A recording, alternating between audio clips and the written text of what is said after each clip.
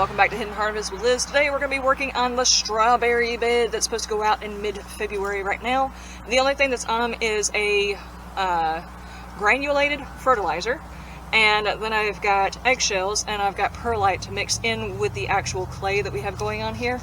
This clay is supposed to be able to hold on to the moisture during our hot summers, but the perlite should keep it from compacting around the roots and not allowing any kind of air circulation or vegetation.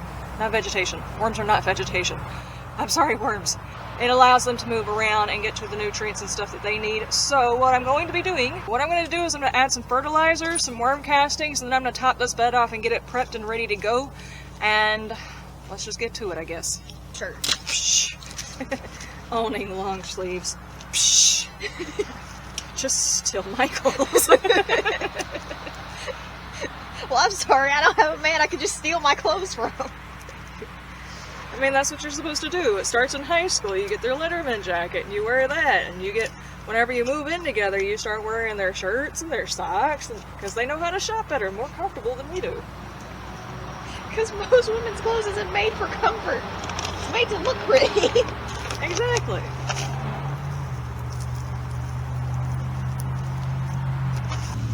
My fertilizer brings all the dogs to the yard. It really does. Right now, Smoke is probably going crazy. There it is. I smell it again. What is it? Just so you guys know, if you get this and you use it inside your garden, keep it away from your dogs because they will eat it. No joke, eat the entire bag. Then worm castings. It's like magic. I would like to try and set up a worm casting thing. Okay, then I have my peat moss, and I'm going to put some perlite, some cow manure, and some potting mix all in this. And then that mixture I have to mix all together like a potion, and then put it on top of the bed and hope it's enough. Gardens and fertilizer companies not being able to keep up. Fertilizer hasn't quite gotten back to normal yet. I say, lifting with my back. Same. Even though you said something.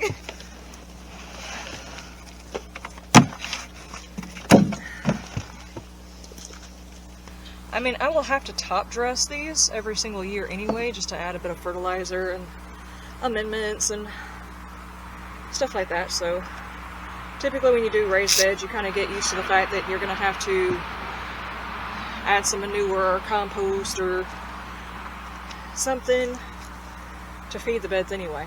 So, alright, ladies and gentlemen, that is the end of this bed. Not a whole heck of a lot that was different at all from the previous bed that we just did.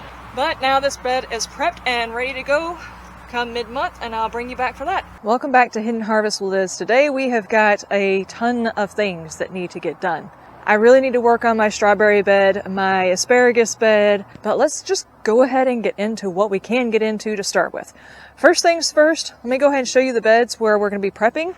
I have got two tall beds back behind me, and both of those beds are going to have my perennials. We're going to have the strawberries up front, and we're going to have the asparagus in the back, and in the middle is where we've got the Jerusalem artichokes right now. And way back here is the actual garden that we're going to be working in this year. But it still has a lot of prep, and I still have to show you guys the whole video on it. So I'm not going to spend a whole lot of time talking about it because it's still a work in progress. I've got to get the mulch to go in it. I've got to get the proper soil to go in it, which is going to be mixed in with our own clay. And we're going to get we need to get our cattle panels for our arches. It's still a long way to go, and we're starting to run out of time, but it's getting there. It's been a slow work, but it's getting there. First things first, I think I'm going to go ahead and get the asparagus in the bed. According to this diagram that was sent along with my asparagus needs to be, it needs to be hilled. Basically, a trench needs to be made and it put into the ground. And then as it grows up, it needs to have it slowly filled in. So I guess more like a tomato plant would probably hill up around the tomato stem to give it more roots. I'm guessing that's what it is, but it looks like it needs to grow a bit. Yeah, it looks like it probably needs to grow a bit and then add some around it. So we're going to put those in these beds, and I'm waiting on my strawberries roots to rehydrate because they're bare root strawberries. So we'll check that out. Oh, those dried out fast. Good, they stunk to high heaven. Okay, right now I have got my purple passion. Man. I've got the purple passions, which actually smell kind of fine, but these other ones, the Washingtons that were sent to me, I actually had to take them out of the package because as soon as I opened it up, it smelled like straight. And I'm not even exaggerating on that, it stunk. So the inside of my house stinks now.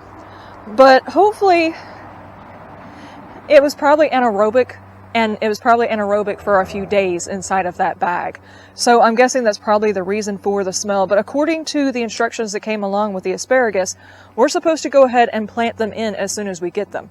Now, the strawberries and the asparagus are perennials. They will come back season after season. I've actually experimented with the strawberries that I've got right now, and they have been surviving outside because I got 2 orders of them. They were having a hard time inside, actually. They did not want to survive inside of my house. We'll be taking what survived of those strawberries, combining them with the strawberries that I ordered, and going ahead and putting them inside the bed instead of trying to get them to survive inside of my house. Because honestly, there's just not enough light inside my house. These included. I'm going to go ahead and get these guys planted up. So what we're going to do is get you facing the right way. Now, I prepped these beds earlier. They have got a layer of clay.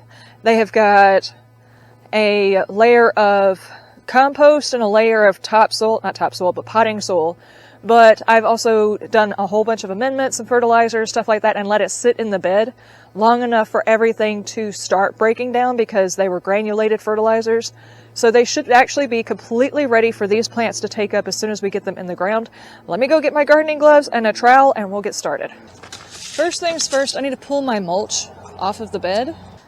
Should be interesting to see how the soil has been resting after I got done with it. I'm just going to pull these leaves aside because I will be putting them back on the bed after the asparagus starts sprouting. If you're planting out your own asparagus, understand that it's going to be a couple of years before you get a harvest off of them. It will go into the bed and spread, and that's what we want, is to take over this entire bed. Some nice thick soil. We got plenty of clay in here to hold on to some of the moisture. One of the biggest problems is during our dry season is all of the crops drying out. All of the beds that I have created had a big problem with drying out. So I'm augmenting the bedding recipe to include more clay because clay holds on to it. But I also know that over time, this clay will slowly get replaced by better and better soil. We'll just see how it goes. I've never tried growing asparagus before. It could go very, very well, or it could go very, very bad. Purple passion and Washington asparagus. I think what I'm going to do is, do I do green and purple? Purple and green? Do I mix them?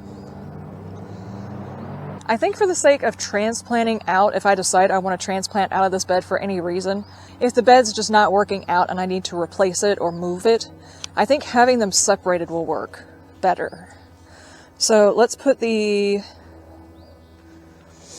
How will this look? We'll have strawberries there. We have strawberries there. We have Jerusalem artichokes, which look like, I don't know, 6-foot-ish small sunflowers. We'll do green and purple. Oh, and I will need to write down the date I'm putting these in the ground, which is what? What is today's date? I don't know. Now, mind you, if you've got the option, it is best to put these things down in the ground right after your first frost. But according to the information I've got, it should still survive a frost. Because all of these plants are perennials in my area, they should still survive. I'm just going to use a stake and a pencil. And of course, this recording will also tell me when I put them in. So if they don't sprout up just a little bit this year, I know I probably killed them and did something wrong. We have about 30 more minutes before I have to worry about the strawberries. So how do we want to put these? This is my middle line. So what I need to do is dig out a trench for these things to go in. Okay, let me set you guys up there. 4 to 6 inches.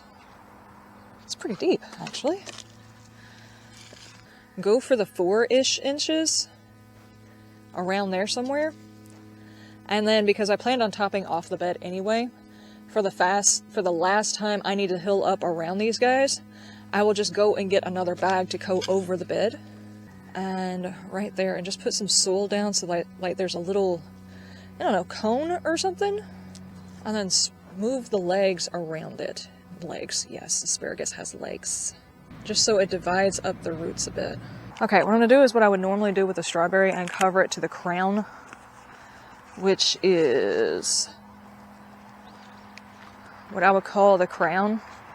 It's this little bulb right here. I'm just going to cover it to there, and then as soon as it starts getting a little bit of growth, I'll hill it up over the top of it, and during the final hilling, I will go ahead and put a bag of soil, some like potting soil or raised bed mix over the top of it, and make sure each one of them are pointed up to the sky, and I don't have any clumps of clay sitting right next to the soil. I want it to have easy access, you know. The good news is while we're doing all of this, it's also going to mix the potting soil and the compost and stuff down into the soil.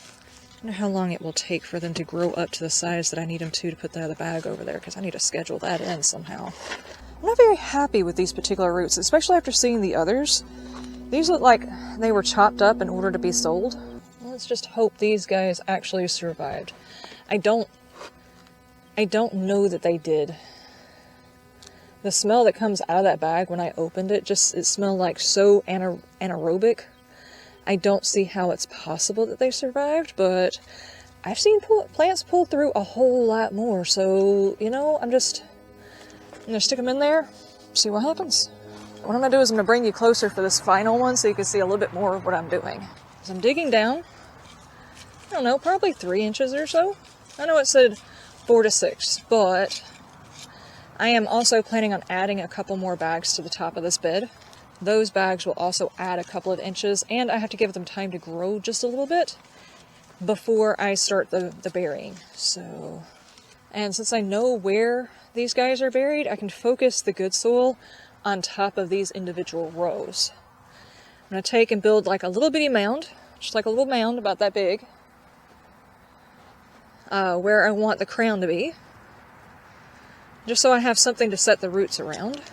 And then just separate out the roots. If I have to, I will order these from a different company. I'm not really sure about these guys. But hell, even if just like 2 of them survive, it might be fine. Might be. I don't know. And if they don't grow, we'll just fertilize whatever I put in here next. Pack this stuff down so it doesn't just like fall over on top of them. I think that's fine. They'll grow a little bit. I'll pile some of this on top of them, and then over the top of that I'll put in some more raised bed soil. Should be good. Let's get to the other side with the purples. I have a feeling these roots are a whole lot bigger, but we should be able to get away with 3 rows on this one too. Okay, now these roots are significant roots, and they look much healthier. A bit of mold,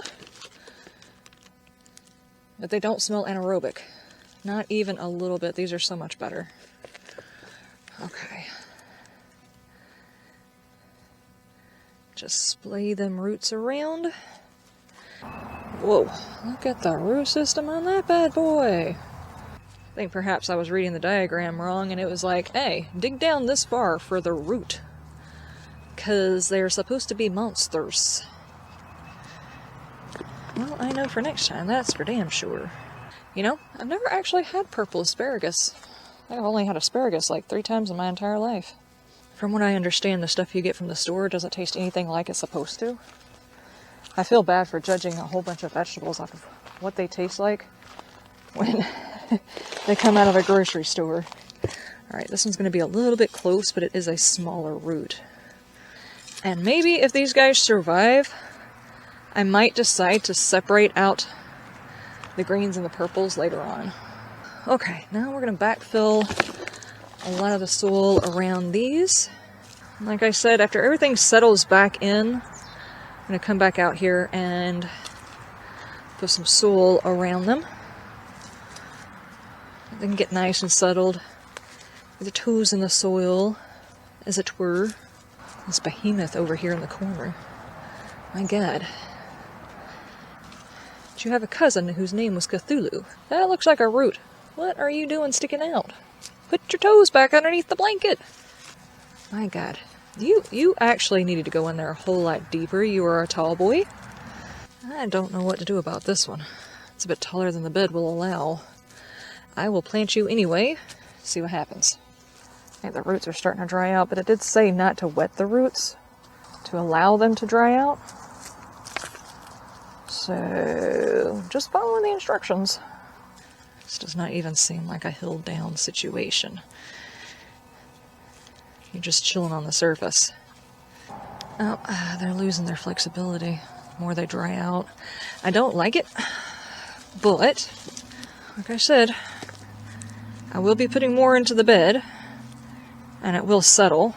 There's a couple of them I'm concerned about. They're just very, very tall and the bed doesn't go that deep. So if the roots actually dig into the ground, they should be fine once I get them properly covered and everything. Like this one right here, that's just, the roots have gotten so stiff. I'm not sure that I'm okay with it. Okay, now, do I cover it again? I wonder how long it'll take for it to grow up at all. I kind of want to cover it because it'll keep the soil moist. And we probably do have a couple more frosts left over, so I feel like I cover it again. I hate to do that because I'm going to have to uncover it and be very careful not to hit any of the roots, but I just don't want to take any chances that I kill the plants off because I didn't protect them. So, let's protect them. Way too much, because these leaves can suffocate plants too. So, I think we're going to stop there. We should be close to strawberry time. Yep. We have got strawberries to put in the ground. I have done 2 orders of 25, I think. And I got the last order in January-ish, whenever that hard freeze happens. So I put them in pots and stuff like that and tried to keep them alive. They may or may not have actually survived. I'm not sure. We're going to take them out and plant them anyway. I'm a waste not, want not kind of person. So either those little roots right there will go inside the ground and produce a strawberry, or they'll decompose and feed my strawberries. So either one works. I just don't want to compost them just in case they happen to still sprout. First things first, let's go ahead and get all of the leaves off the top after I find my gloves. Good heavens. Okay, there we go. That's the majority of it anyway. Okay, now how on earth am I going to get all of these plants in here? They're going to be way too close, way too cluttered. Though I do have intentions of splitting this bed out several different places. Those beds are not ready though. They're going to go inside the food forest basically. So this year's bed is going to be here to try and get these guys to maturity, to where they start producing runners. So I can move more strawberries to more places. I think I'm going to start with just making a large... Where on earth did I put my trowel? Found it. So yet again, oddly enough, and I didn't know this before I looked at that diagram, the asparagus and the strawberries go in about the same way. I need to dig out rows, build up mounds inside of them to spread out the roots, but I think these roots are specifically supposed to go a whole lot deeper. I don't know, I think it's going to be way, way too close, but we're going to give it a try. I have no idea how this is going to turn out, guys. I don't know, I might wind up with a little bit of bent roots. What I have got is I've got a ditch with a mound and a ditch. And we're going to start out by putting the new strawberries in, because the other ones are already planted, and they will or will not survive according to whatever. Let's see if we can't get these guys to survive. Sticking my gloved hands inside this water like they're waterproof. That looks about right to me, actually, even if they are a tiny bit crowded. And what I'm going to do is I'm going to spread these guys over the hill.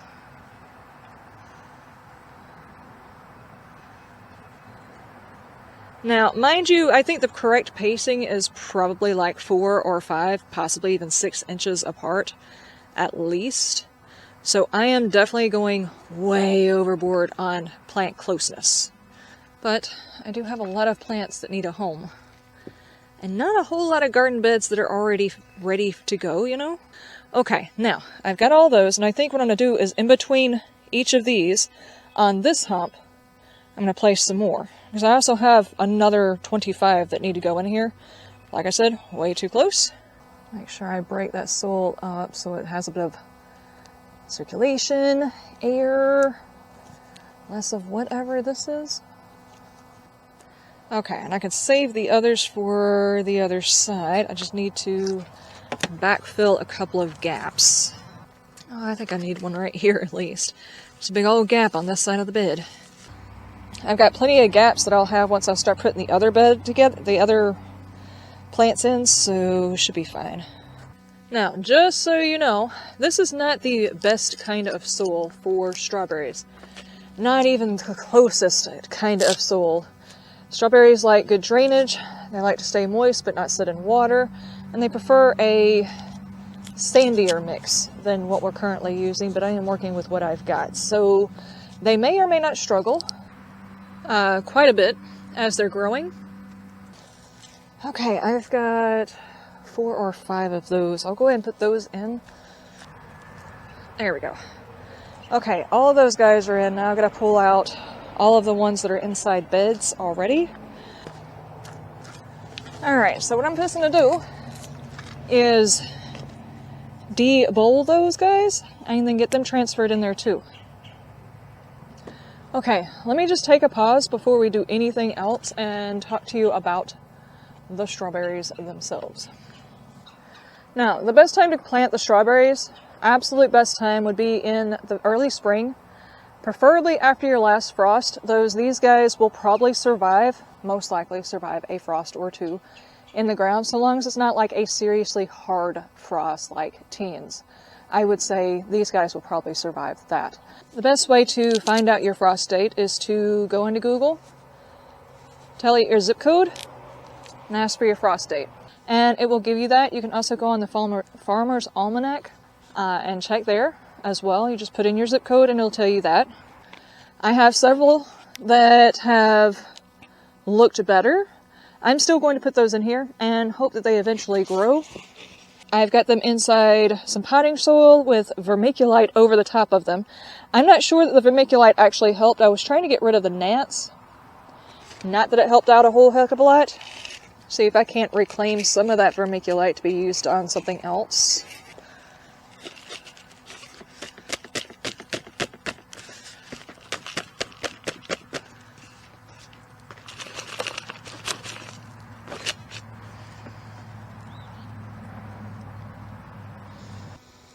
None of these root systems look particularly great. Okay. Now we just have to get this middle part planted with the last of the strawberries, and this bed will be done. At least for now, anyway. There we go. Okay, ladies and gentlemen, that is it for the strawberries. We finally got them all planted.